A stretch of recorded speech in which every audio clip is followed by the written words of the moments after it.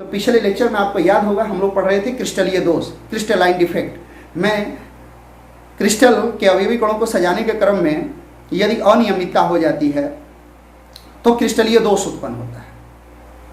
वो क्रिस्टलीय दोष कितने प्रकार के होते हैं? तो क्रिस्टलीय दोष हमने पढ़ा था 3 प्रकार के होते हैं। एक पढ़ा था हम लोगों ने इलेक्ट्रॉनिक दोष, एक पढ़ा था बिंदु दोष यानी परमाणविक दोष, और एक पढ़ा था हमने जालक दोष। हम लोग को फुल्ली स्टडी करना था पॉइंट डिफेक्ट का यानी बिंदु दोष का। तो बिंदु दोष में भी 3 प्रकार थे, स्टाइकोमेट्री दोष, अशुद्धता दोष और नॉन स्टाइकोमेट्री दोष। जैसे कि पिछली क्लास में आप लोगों ने स्टाइकोमेट्री दोष के बारे में पूर्णतः जानकारी हासिल कर ली है। आज का टॉपिक है अशुद्धता दोष और उसके बाद आएगा नॉन स्टाइकोमेट्री दोष। वीडियो के रिकॉर्डिंग के दौरान ये लिखा हुआ मिलेगा, इसको समझाने के बाद फिर अगले में वीडियो को पॉज करके अगला जब लिख लेंगे तो फिर इसी में उसको समझाएंगे। तो आज का टॉपिक है, पहला हम लोग का है अशुद्धता दोष यानी इम्प्यूरिटी डिफेक्ट। पहला हम लोग का पॉइंट है अशुद्धता दोष। पीछे हम लोग स्टाइकोमेट्री दोष के बारे में पढ़ चुके हैं। आज का हमारा टॉपिक है अशुद्धता दोष यानी इम्प्यूरिटी डिफेक्ट। अशुद्धता दोष कब होता है? तो जब क्रिस्टल में हम बाहर से कुछ अशुद्धियों को मिला देते हैं। जो बाहर से अशुद्धियां मिलाते हैं इस प्रक्रिया को हम डोपिंग कहते हैं, और इस प्रकार की जो अशुद्धियां जिनको हम मिलाते हैं डोपेंट कहलाती है, और इस प्रकार से जो क्रिस्टल बनता है वो डोप्ड कहलाता है। इसको आगे अर्धचालक में पढ़ना है। अभी हम देखते हैं कि अशुद्धता दोष यानी इम्प्यूरिटी डिफेक्ट क्या है। तो किसी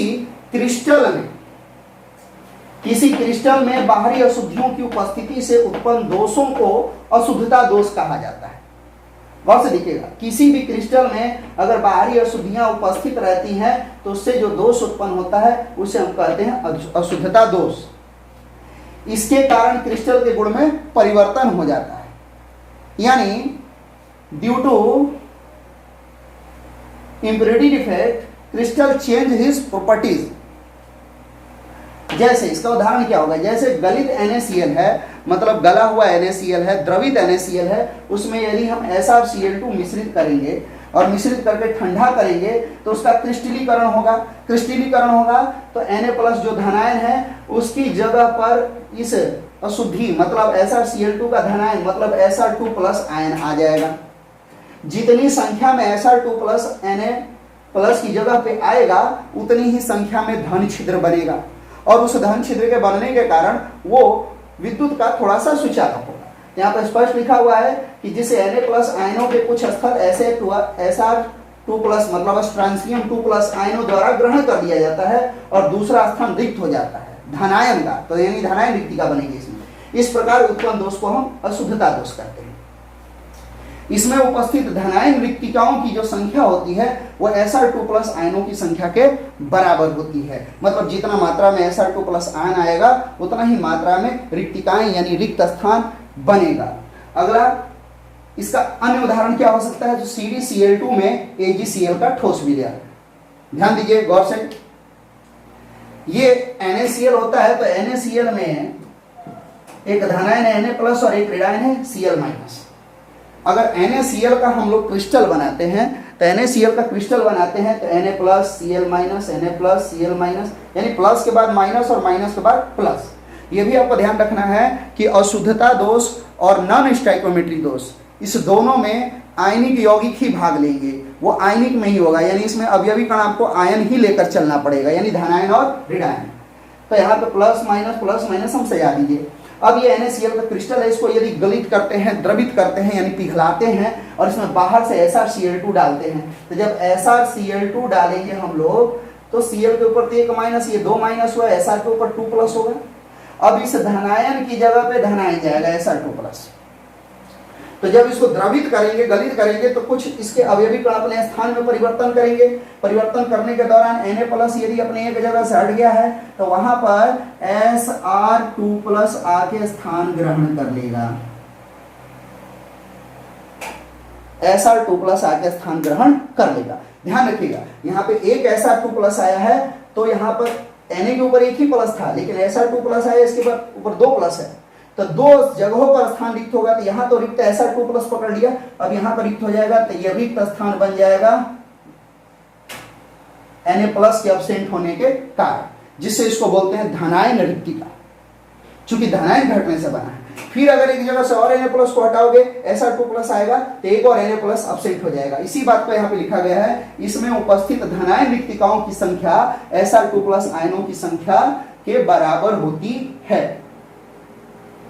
यानी Sr2+ 1 आया है तो धनायन रिक्तिका भी 1 होगी, 2 आएगा तो 2 होगी, 3 आएगा तो 3 होगी। ध्यान रखिएगा ये दोष है तो दोष अल्प मात्रा में ही उपस्थित होता है। अब बोलिएगा कि सारे धनायनों को हटा देंगे, सारे धनायनों को हटा दोगे तो NaCl का क्रिस्टल ही नहीं रहेगा। जब क्रिस्टल ही नहीं रहेगा तो उसमें दोष का अध्ययन कैसे करोगे? सबको नहीं हटाना है, 10%, 15%, 20% जो अशुद्धियां रह सकती हैं उतना ही हटाकर उसको मैनेज करना है। दूसरा पॉइंट आपको ये ध्यान रखना है कि अब जो क्लासेस होंगी उसमें आप लोग को रिटेन के लिए ये बोर्ड पर उपलब्ध रहेगा, उसको रिटेन करते रहना है, क्योंकि आगे हम लोग को समय बहुत कम मिलने वाला है और आप लोग को मेहनत ज़्यादा करनी पड़ेगी।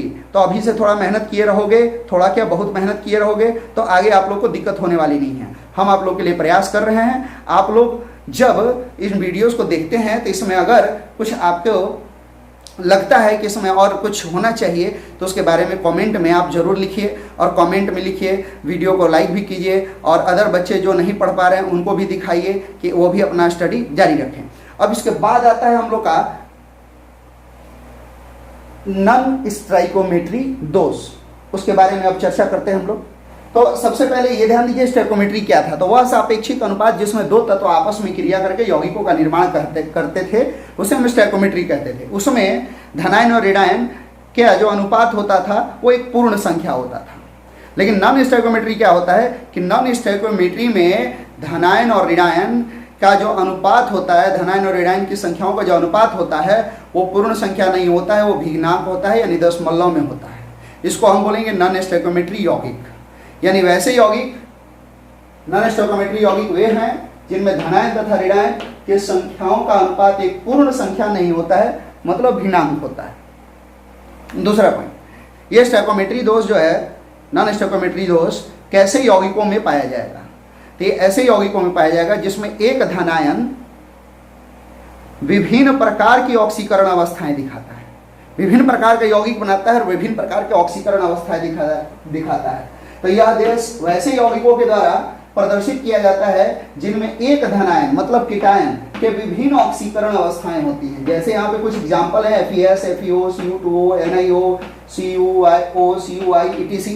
और आपको मजेदार बात बता दें, जो नॉन स्टाइकोमेट्री दोष है उसमें मुख्यतः d ऑर्बिटल के यौगिक भाग लेते हैं, मतलब संक्रमण तत्व भाग लेते हैं। क्यों?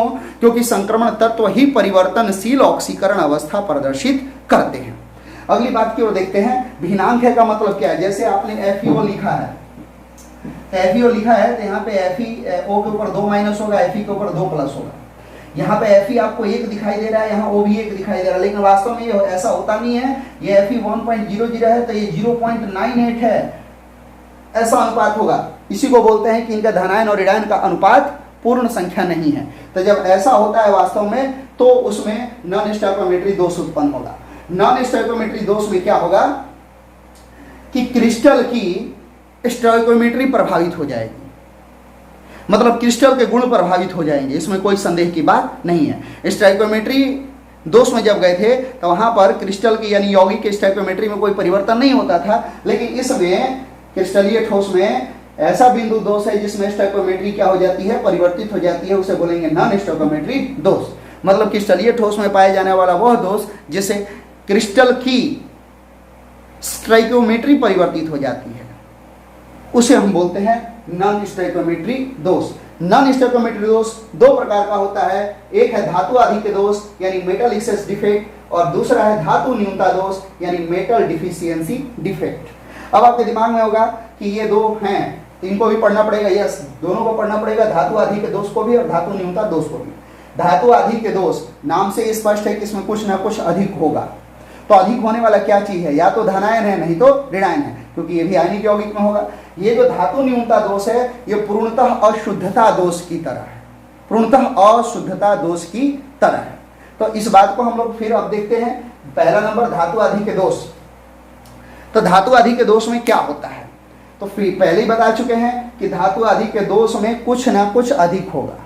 क्या अधिक होगा, तो या तो धनायन अधिक होगा, नहीं तो ऋणायन अधिक होगा, और उसको बाहर से इलेक्ट्रॉन के द्वारा संतुलित किया जाएगा। यानी धनायन के अधिक होने से या ऋणायन के अधिक होने से या धनायन के कम होने से जो भी आवेश में परिवर्तन होगा उसको इलेक्ट्रॉन के द्वारा संतुलित किया जाएगा। इसके बारे में हम देखते हैं। जैसा कि आप लोगों को पहले से पता था कि धातु आधिक्य दोष में क्या हो सकता है। पहली चीज तो क्लियर थी कि धातु आधिक्य दोष आयनिक यौगिक में ही मिलेगा, मतलब इसके अवयवी कण धनायन और ऋणायन होंगे। दूसरा पॉइंट ये भी क्लियर हो गया था कि धातु आधिक्य दोष मतलब किसी न किसी की अधिकता से उत्पन्न हुआ है, तो इसमें क्या अधिकता हो सकती है। तो आयनिक यौगिक में दो ही अवयवी कण होते हैं, धनायन और ऋणायन। तो दो ही कंडीशन हो सकता है, या तो ऋणायन की अधिकता के कारण, नहीं तो धनायन की अधिकता के कारण। तो धातु आधिक्य दोष को भी दो भाग में बांटा गया है, मतलब धातु आधिक्य दोष मेटल एक्सेस डिफेक्ट, यह भी दो प्रकार का होता है, मतलब it is also two kinds. पहला है ऋणायनिक रिक्तिका के कारण धातु आधिक्य दोष, आ गया ना ऋणायन। तो दूसरा होगा अंतराकाशीय स्थल पर अतिरिक्त धनायन की उपस्थिति के कारण धातु आधिक्य दोष। तो एक ऋणायन के कारण और एक धनायन के कारण। तो पहला है ऋणायनिक रिक्तिका के कारण धातु आधिक्य दोष, यानी ऋणायन के कारण धातु आधिक्य दोष।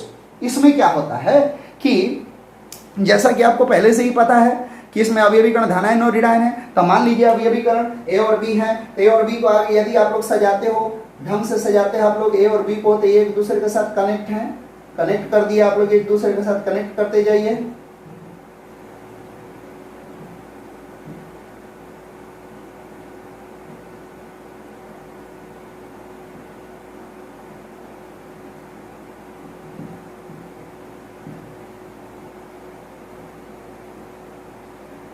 ये सारे धनायन ऋणायन एक दूसरे के साथ कनेक्ट हैं।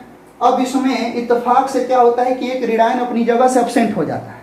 मान लीजिए ये ऋणायन बी है, ये अपनी जगह से एब्सेंट हो गया और इस जगह को एक ऋणायन मौलिक कण यानी इलेक्ट्रॉन भर देता है।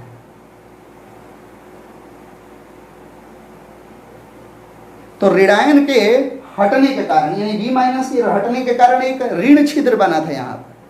वो ऋण छिद्र किसके द्वारा भर दिया गया? इलेक्ट्रॉन के द्वारा। इसी को हम कहते हैं ऋणायनिक रिक्तिका के कारण धातु आधिक्य दोष। तो स्पष्ट लिखा गया है कि इस दोष में किसी क्रिस्टल जालक में से एक ऋणायन, जैसा कि बी माइनस सब्सिट्यूट होता है, एक ऋणायन अपने जालक स्थल से अनुपस्थित हो जाएगा। उससे एक होल बनेगा। कौन सा होल? ऋण होल, ऋण छिद्र बनेगा।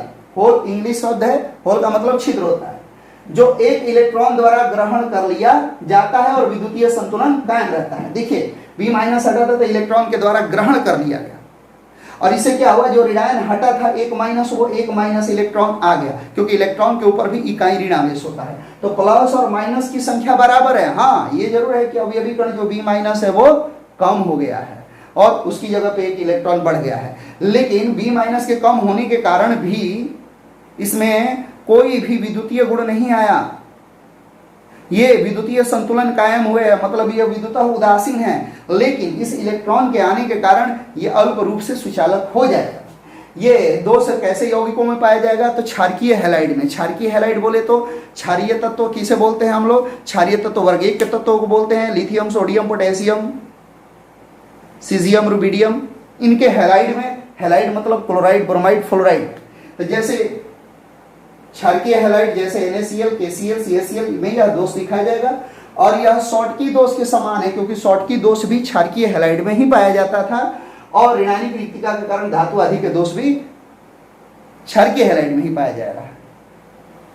अब देखिए यहाँ पे क्या होता है कि ये जो ऋणायनिक रिक्तिका बनी यहाँ पर से बी माइनस हटा, बी माइनस हट गया और उसके स्थान पर आ गया इलेक्ट्रॉन। तो ये जो ऋण छिद्र बना था वो इलेक्ट्रॉन के द्वारा ग्रहण कर लिया गया है। इसको हम बोलते हैं एफ सेंटर। इसको हम बोलते हैं एफ सेंटर। गौर कीजिएगा, देखिए एफ सेंटर का परिभाषा क्या होगा? ऋणायनिक रिक्तिका के कारण धातु आधिक्य दोष में, ये जो ऋणायनिक रिक्तिका थी, ऋणायनिक रिक्तिका के कारण धातु आधिक्य दोष में रिक्त स्थान यानी बी माइनस हटा था, रिक्त हो गया था, इलेक्ट्रॉन के द्वारा ग्रहण कर लिया जाता है। इलेक्ट्रॉन उसको भर दिया है, जिसे हम एफ सेंटर कहते हैं। एफ सेंटर को रंग केंद्र कहा जाता है, और एफ सेंटर जो है एक जर्मन शब्द फार्वेन जेंटर, ध्यान दीजिएगा, फार्वे अलग है और जेंटर अलग है।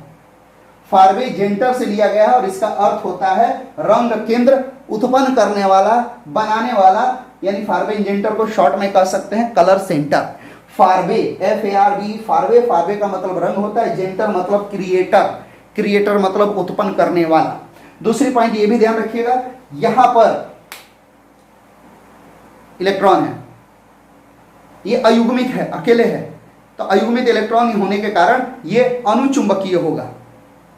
अयुग्मित इलेक्ट्रॉन होने के कारण ये पैरामैग्नेटिक गुण दिखाएगा, मतलब अनुचुंबकीय गुण दिखाएगा। अगला चीज ये भी ध्यान रखिएगा, फारवे जेंटर में ये रंग केंद्र हो गया। रंग केंद्र ये कैसे उत्पन्न करेंगे, जैसे आप यहाँ पे उदाहरण लिए हो NaCl, KCl, यदि इनके रंग के बारे में देखना है तो इन लोग को उसी के धातु के वाष्प में गर्म करना पड़ेगा। जैसे NaCl की बात करेंगे तो NaCl जो है Na वाष्प, Na वाष्प की उपस्थिति में जब NaCl को गर्म करोगे तो उसमें F सेंटर वाला दोष उत्पन्न होगा और उस दोष के कारण NaCl पीले रंग का हो जाएगा। तो चलिए F सेंटर से रिलेटेड और कुछ बातें हम लोग जानते हैं। जैसा कि आप पहले ही देख चुके हैं कि F सेंटर से युक्त जो क्रिस्टल होते हैं वो पैरामैग्नेटिक होते हैं। पैरामैग्नेटिक यानी कि अनुचुंबकीय होते हैं। पहले बता चुके थे कि यहाँ से रेडियन के हटने से जो रिक्त स्थान बना है वो होल इलेक्ट्रॉन के द्वारा भर दिया जाता है, जिसे हम F सेंटर कहते हैं। F सेंटर एक जर्मन शब्द फार्बेन से बना है, फार्बेन जेंटर। फार्बेन का मतलब रंग और जेंटर का मतलब केंद्र। अब चूंकि यहाँ पर जो इलेक्ट्रॉन है वो अयुग्मित है, अकेले है, तो इस अयुग्मित इलेक्ट्रॉन के कारण जो F सेंटर से युक्त क्रिस्टल होगा वो पैरामैग्नेटिक यानी कि अनुचुंबकीय होगा, और जब अनुचुंबकीय होगा तो रंगीन होगा ही होगा। अगला चीज, F सेंटर जितनी अधिक मात्रा में उपस्थित होगा क्रिस्टल में उसका रंग उतना ही गाढ़ा होगा, मतलब वो उतना ही डार्क कलर का होगा। अगर एक F सेंटर है तो रंग थोड़ा गाढ़ा, दो होंगे तो और गाढ़ा, 3 F सेंटर बन जाएंगे तो और गाढ़ा, 4 F सेंटर बन जाएंगे तो और गाढ़ा। धीरे धीरे इनका रंग F सेंटर की संख्या बढ़ने के साथ साथ गाढ़ा होते जाएगा। अगली चीज पहले भी बोले थे कि जो भी क्रिस्टल है उसको गर्म करना है। जैसे आपने देखा था क्षारकीय हैलाइड ये शो करते हैं, क्षारकीय हैलाइड में sodium chloride, potassium chloride, caesium chloride, lithium chloride वगैरह हो गए। अगर आपको NaCl को गर्म, NaCl में आपको देखना है F सेंटर, तो NaCl को सोडियम के वाष्प के साथ गर्म करना पड़ेगा। तो कुछ उदाहरण देख लीजिए, Na वाष्प यानी सोडियम के वाष्प की उपस्थिति में अगर NaCl को गर्म करोगे तो यह कैसा रंग दिखाएगा, पीला। लेकिन वही लिथियम के वाष्प में गर्म करना है आपको तो लिथियम के हैलाइड मतलब LiCl हो या LiBr हो, तो LiBr का कलर अलग होगा। यहाँ LiCl को हम गर्म कर रहे हैं तो Li वाष्प की उपस्थिति में यदि LiCl को गर्म करोगे तो वो पिंक कलर का होगा, गुलाबी कलर का होगा। और यदि पोटेशियम की उपस्थिति में आप KCl को गर्म करोगे तो वह बैंगनी कलर का होगा। ये पोटेशियम है K, पोटेशियम की उपस्थिति में यदि KCl को गर्म करोगे तो वह बैंगनी कलर होगा। तो जिस भी धातु के हैलाइड को गर्म करना है उसी धातु के वाष्प में गर्म करना है तो ही वो कलर दिखाएगा। NaCl को गर्म करना है तो लिथियम के वाष्प में नहीं करना है, क्योंकि NaCl में लिथियम इंक्लूड हो जाएगा तो उसका प्रॉपर्टी अलग हो जाएगा। यहाँ पर आपको गर्म करने पर जो F सेंटर बनता है उसके बारे में बताया गया। तो F सेंटर वाला जो सवाल है वो बहुत ही इंपॉर्टेंट है। F सेंटर किसे कहते हैं या F सेंटर कब बनता है, तो रेडियनिक रिक्तिका के कारण जो धातु आदि के दोष में रिक्त स्थान रहता है उसे इलेक्ट्रॉन के द्वारा भर दिया जाता है, जिसे F सेंटर कहते हैं। F सेंटर से युक्त क्रिस्टल अनुचुंबकीय होते हैं यानी पैरामैग्नेटिक होते हैं। F सेंटर जितनी अधिक मात्रा में उपस्थित होगा क्रिस्टल का रंग उतना ही गाढ़ा होती जाएगा। अगर F सेंटर को उत्पन्न करना है तो क्षारकीय हैलाइड यानी जो शॉर्टकी दोष प्रदर्शित करते हैं उनमें यह पाया जाता है। तो शॉर्टकी दोष क्षारकीय halide NaCl, KCl, LiCl, CaCl है, तो उनको उन्हीं के धातु के वाष्प में गर्म करना है, तभी ये F सेंटर का निर्माण होगा।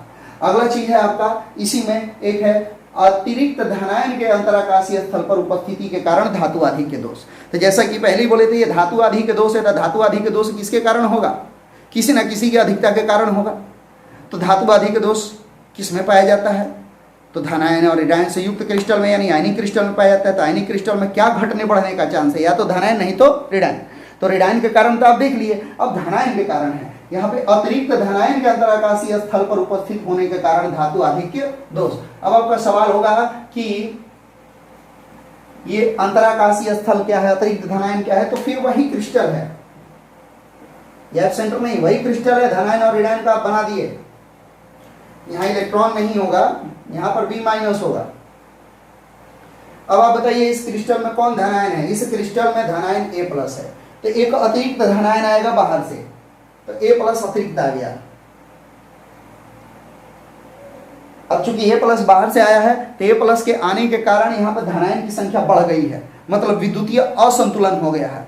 अब चूंकि एक धनायन आया है तो इसमें अतिरिक्त एक इलेक्ट्रॉन भी ग्रहण करेगा स्थान, कहाँ? अंतराकाशीय स्तर पर, यानी एक इलेक्ट्रॉन आ जाएगा और इस इलेक्ट्रॉन के आने के कारण दोनों का आवेश समान हो जाएगा, एक धनायन और एक ऋणायन। ये भी आपको ध्यान रखना है। अंतराकाशीय स्थल क्या है? तो इनके बीच में जो खाली स्थान है जहां पर A प्लस इलेक्ट्रॉन को रखें, यही अंतराकाशीय स्थल है। अंतराकाशीय आंतर में जो अंदर खाली स्थान है, इसी चीज को अतिरिक्त धनायन के अंतराकाशीय स्थल पर उपस्थिति से धातु आदि के दोष में आपको समझाया है कि इस दोष में क्रिस्टल जालक में एक अतिरिक्त धनायन मतलब A प्लस, अतिरिक्त धनायन मतलब A प्लस अंतराकाशीय स्थल को ग्रहण करता है। A प्लस यहाँ पे स्थान ग्रहण कर लिया, तथा अंतराकाशीय स्थल में भी विद्युतीय उदासीनता इलेक्ट्रॉन के द्वारा रहती है, यानी A प्लस के आने के कारण जो आवेश बढ़ा है उसको किसके द्वारा नियंत्रित किया जाएगा? इलेक्ट्रॉन के द्वारा। अतिरिक्त इलेक्ट्रॉन की उपस्थिति के कारण ये क्रिस्टल क्या होते हैं? रंगीन होते हैं। ये जो अतिरिक्त क्रिस्टल इलेक्ट्रॉन आया है इसी की उपस्थिति के कारण ये रंगीन होंगे।